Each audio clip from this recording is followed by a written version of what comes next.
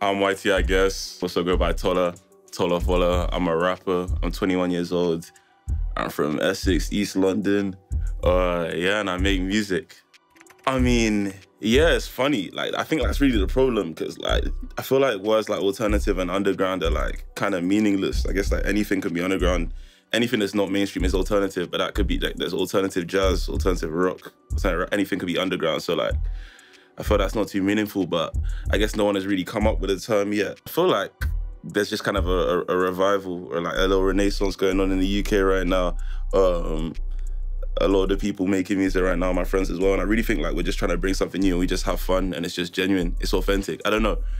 I don't think if I could come up with a label, but like maybe things don't need labels. I think like people try to categorize things and like put a tag on something when like it's just a bunch of loosely connected people doing their thing, making art. Like, I don't know if there is maybe that's a cop-out answer, but hey, I don't know. That's kind of my thoughts on it, yeah. Funny that you like clock that, because like, sometimes I tell people that and they're like, what? I never noticed that. It's crazy. My parents are like religious, they're like pastors. So like growing up, like I grew up in the church and stuff and I am a Christian. So like, but when I first started making music, I was like super scared that like my parents were gonna like, when I was in school and stuff, I was like 15 and I was like, oh, I don't want like my parents or like my aunties and stuff to find it. So I just didn't swear. And then like, I guess like, I kind of just like, it was always a thing. And then I guess now it's just like, I'm at a point where like, I'm just used to, I'm like in the habit of not swearing and I've realized that like, it's kind of unnecessary or it's like, it's kind of a challenge to myself in the sense that like, yeah, I was just in the habit of doing it and I thought, why not just keep it clean? So like, yeah, and maybe show people that like, yeah, you can make hard music that people are gonna turn up to, music that's gonna go off in a function and you don't need to be talking about like crazy or negative stuff and you can, yeah, man, it's a challenge, I guess, but yeah. I tweeted that yesterday. What? Yo, that's nuts. Yeah, I think like, to be fair, I'm gonna try like explain this well without nerding out too far, but like, I don't know, I think like a lot of what you see with trends is like something being cool, then like it becomes uncool, people move on to another thing, and then in however many years times, like people like look back on it and they rediscover this thing that was like outdated and they bring it back, and I guess that's the whole like essence of retro and like vintage stuff. So like people bring it back. So it's like, yeah, it's a cycle. Like when something's cool, it's only a matter of time before it becomes uncool and then it's gonna come back on. And I think like, especially right now, like, yeah, like it's even like, look at just like something like, just like look at people like wearing Crocs or like wearing Uggs and stuff like, or like even just like, I always talk about like the flip-flop between like skinny jeans and like baggy jeans. Like everyone's wearing skinnies, Sunny is back, like, and then like if you're wearing skinny jeans in school, like people would laugh at you, like say boot cuts and stuff. Then everyone's wearing baggy jeans and they're laughing at the people wearing skinny jeans. And like there'll probably be a point in the not too far future where we're wearing skinnies again.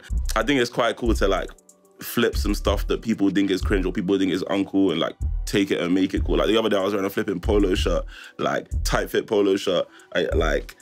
Looking like an Essex boy, and I was like, you know what, this is so ridiculous, but I'm gonna take it and swag it out. So like, yeah, I think that's kind of just a fun thing to do, like take something that people don't think is cool and like do it your way, and if you're cool, then you can rock that and make it cool. I don't know, but yeah. You're always better just being yourself, and also you just need to back yourself, and people follow in the sense that like the majority of people don't back themselves. So if they see someone who does back yourself, they're gonna take suit. What you feel in your head is what you put out, and so like, everything that's in your head is what comes out. Like, I know it could be in a spiritual sense, but not even a spiritual sense. So like, if you back yourself and you think, I'm gonna do this, I'm good at this, I can do this, you're gonna do it. So I took a long way of saying that, but believe in yourself and be yourself. Those are like always my two goes to. Deep the cliches, but yeah. I'm an SB Dunk, low fans. Before it was hyped as well. But I like these, and also Dunk Highs were like my favorite shoe growing up. I remember I really wanted a pair of Dunk Highs when I was about like 9, 10. Never got a pair. But I really like these, but in terms of like, I had a pair of, what are New Balances called? I can't remember which model, but I used to have an old pair of New Balances, and I've started to like see my friends rocking New Balances as well. My friend Kwesi is a big New Balance guy. He's got the down pair, and I want to get into these.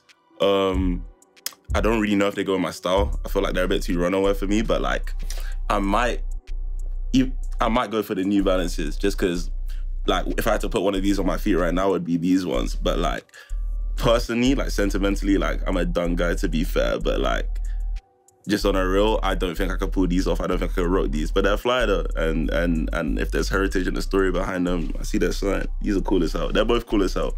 But hey, New Balances. Shout out Kwesi right there for the New Balance wave right there. But yeah, I'll go for these. That's crazy. Keygen, some like lockdown stuff. Like we're just like, especially lockdown, like generally, but like lockdown especially, like me and like a lot of my friends who I make music with, we're just very online, like especially Discord. So Keygen is me, Kwesi, and Phil. And like a Keygen is kind of like just a thing that like you get basically when you like download like a pirated file or something, like in order to like crack the license of the software, there's a thing in the download called a Keygen. And so like we would send each other links for like plugins and help each other download music stuff. And so like Keygen kind of just embodied that. Like we were just kind of like, yeah, very online at the time, like just like downloading stuff, making music, like trying to find this and find that. But it's like, yeah, it's just like cracking the code, like getting it how you can get it is Keygen. But like, yeah, no, that's a rap group. Me, Kwesi, and Phil. And that's really like also like when we just on some like experimental alternative stuff and try and collaborate. And we've been slacking on it, to be fair, but like that's kind of like, it's all, but to be fair, like I publish most of my music underneath Keygen, so like it's kind of the label. But yeah, man, that's kind of just us. That's kind of just our thing. That's kind of just our internet swag, I guess. But like that's just us having fun and like trying to push boundaries and kind of like, yeah, the name is kind of like the embodiment of like just the like internet kid, like pirating, torrenting, like download culture, I guess, if you could call it that. But like, yeah, that's Keygen. Yeah, it's funny because like I said, so I made that video with Loza. We shot it back in February, dropped it back in March, and like we really pushed it. And we knew there was something there. I mean, that's why I hit him up for that video. And we were like, yeah, there's something there. And we tried to push it at the time, and the song did well. Like, don't get me wrong, like that was always my best performing song, like from drop. So like it did really well, but like it didn't hit like TikTok for real until like December, and we dropped the song in March. So like I remember like there was a time like, I just got sent a video like around this early December, and someone just sent me a video with someone in the shower with their TikTok. And like, oh, haha, you're just on my FYP. And I was like, oh, lol. And then like, bare people started sending me this video like, yo, have you seen this? Have you seen this? Have you seen this? I was like, oh, like, cool, this is one video. But then I was like, I woke up the next day and then there were more. And then I think like after a week, like it started to translate through to like Spotify. And I started seeing like just the numbers jump. And then I was like, oh, yo, like something's actually happening here.